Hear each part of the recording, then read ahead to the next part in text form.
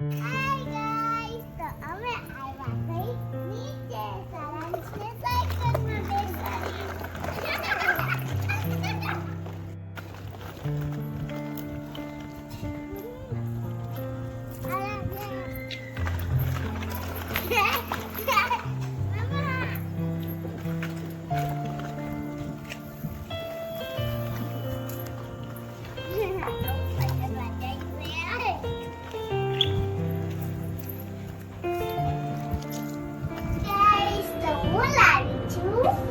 ગુલાબની પ્યાલી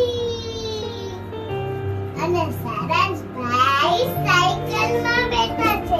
hi guys, તો અસ્તીબેન ખાઈ રહ્યા છે ગુલાબની પ્યાલ. જો કેટલા વાગ્યા? 9 વાગ્યા થયા છે. હવે જલ્દી ખાઓ, કાલે સ્કૂલ છે.